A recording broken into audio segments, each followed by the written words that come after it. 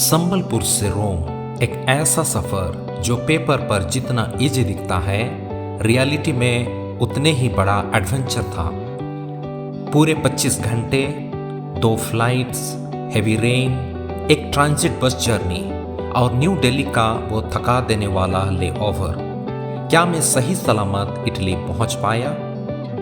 आज के इस स्पेशल ब्लॉग में मैं आपको अपने जीवन के सबसे लंबे इंटरनेशनल जर्नी पर ले जाने वाला हूं। Let's find out.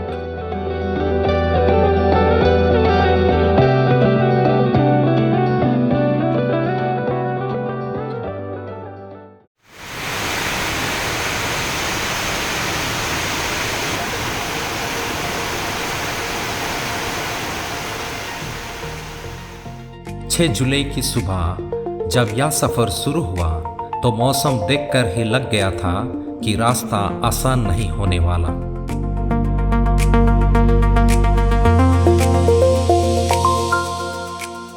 बारिश लगातार हो रही थी, रुकने का नाम नहीं ले रही थी।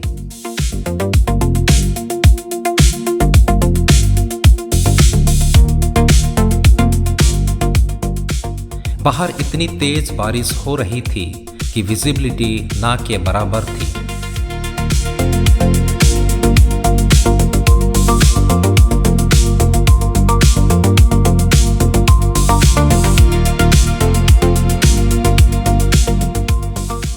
संबलपुर से झरसुगुड़ा एयरपोर्ट तक का यह रास्ता हमारे पूरे शेड्यूल को बिगाड़ सकता था।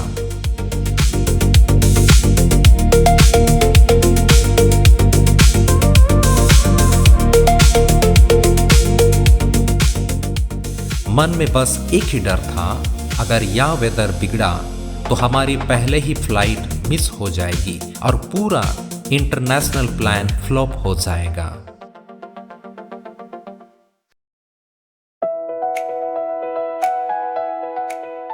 But luckily we made it on time.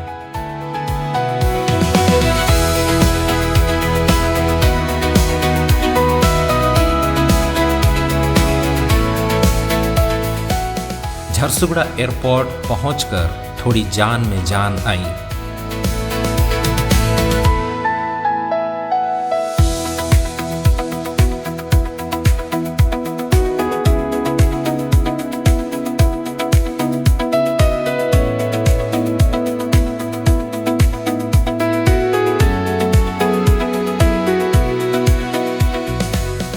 अपने घर और देश से दूर जाने का थोड़ा दुख जरूर था, लेकिन नए देश जाने की खुशी उससे कई ज्यादा थी।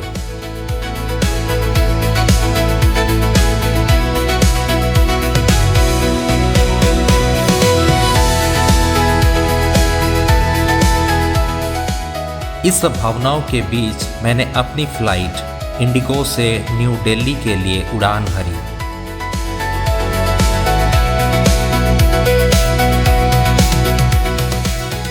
और याद देखिए, बाहर अभी भी बारिश हो रही है।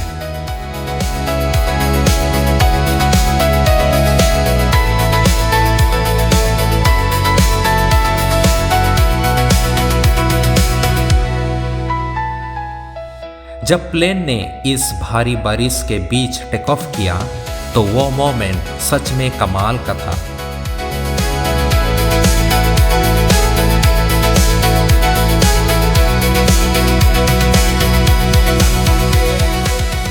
बादलों को चीरते हुए जैसे ही हम ऊपर पहुंचे, खिड़की से बाहर का नजारा बिल्कुल बदल गया। नीचे तूफान था पर ऊपर बिल्कुल शांति।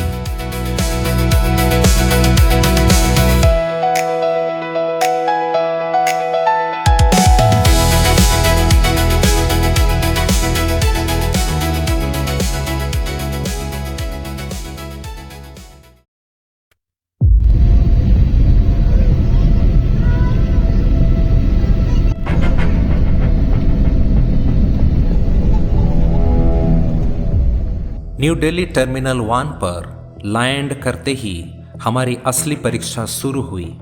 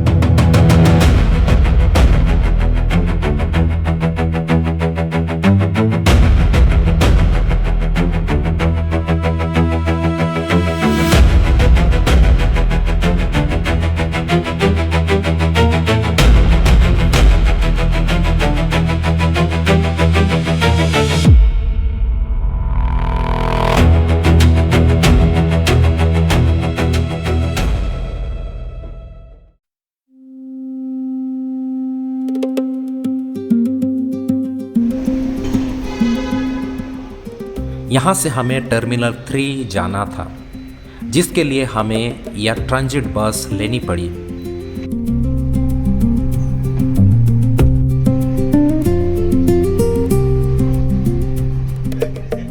इस बस का सफ़र भी अपने आप में एक अलग एक्सपीरियंस था, जिसमें दिल्ली एयरपोर्ट का स्केल समझ आता है।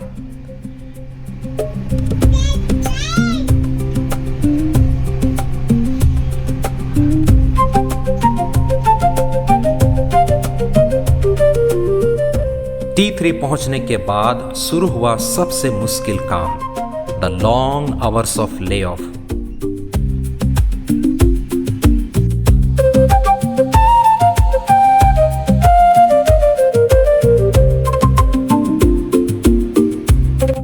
इंटरनेशनल फ्लाइट के लिए आपको बहुत पहले आना पड़ता है।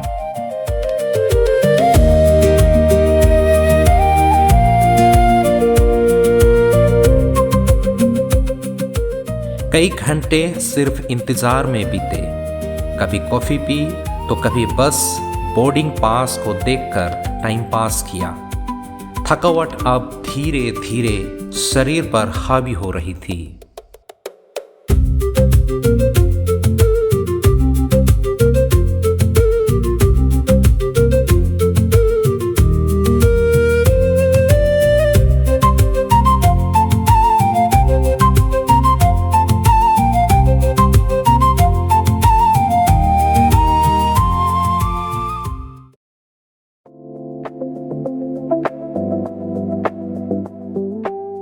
और तभी स्क्रीन पर एक अपडेट आया।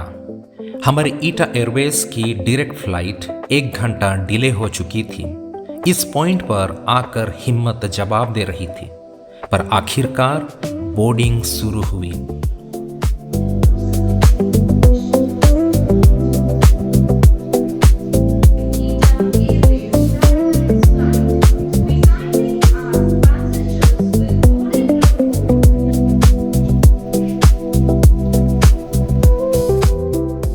एरो ब्रिज से होते हुए जब मैंने इस विशाल एयरक्राफ्ट के अंदर कदम रखा तो थकावट जैसे गायब हो गई।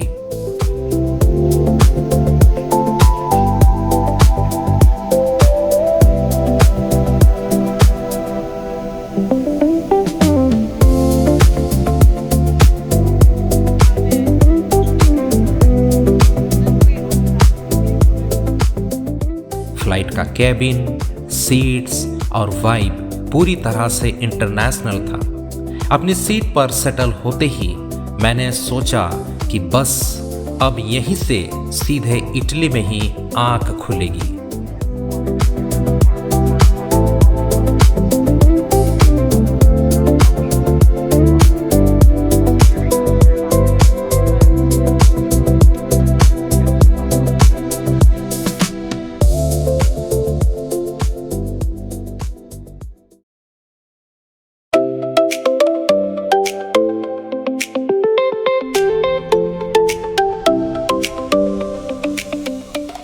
एक घंटे की देरी के बाद सुबह के 4 बजे जब सब सो रहे थे या उठ रहे थे, हमारी फ्लाइट दिल्ली से उड़ान भरी।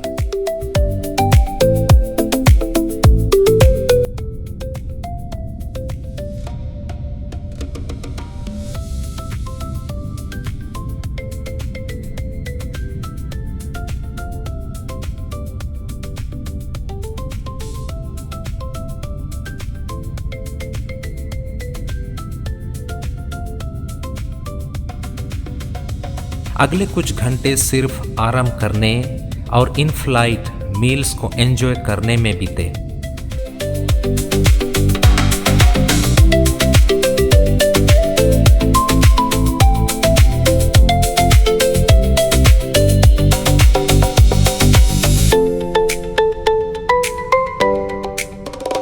हमारी फ्लाइट 10,242 मीटर की ऊंचाई पर थी और 817 किलोमीटर प्रति घंटे की रफ्तार से उड़ रही थी।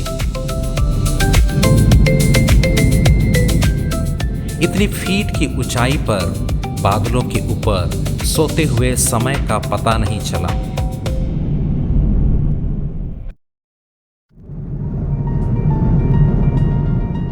और फिर सुबह हुई।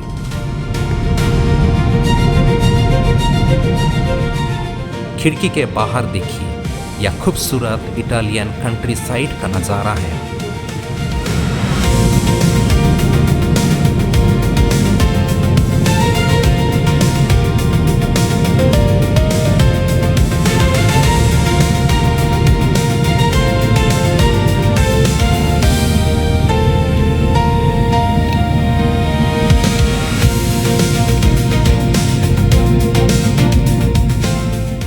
फ्लाइट लैंडिंग का यह शॉट देखिए, कितनी स्मूथली इस विशाल विमान ने रोम की धरती को छुआ।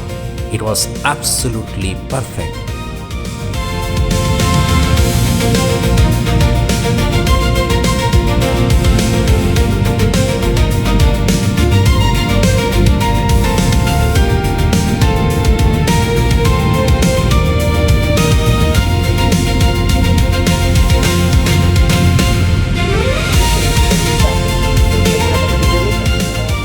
इंडियन टाइम के हिसाब से दोपहर के 1 बज रहे थे, पर जब हम यहाँ रोम में लैंड हुए तो यहाँ सुबह के 9:30 हो रहे थे। संबलपुर की उसी भारी बारिश से लेकर रोम की इस हसीन धूप तक पूरे 25 घंटे का यह सफ़र आखिरकार ख़त्म हुआ।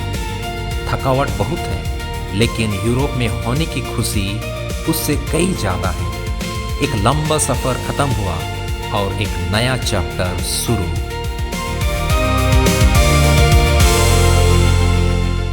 फाइनली रोम पहुंच गए।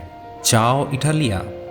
अगर आपको यह 25 घंटे की जर्नी अच्छी लगी हो तो वीडियो को लाइक जरूर करें।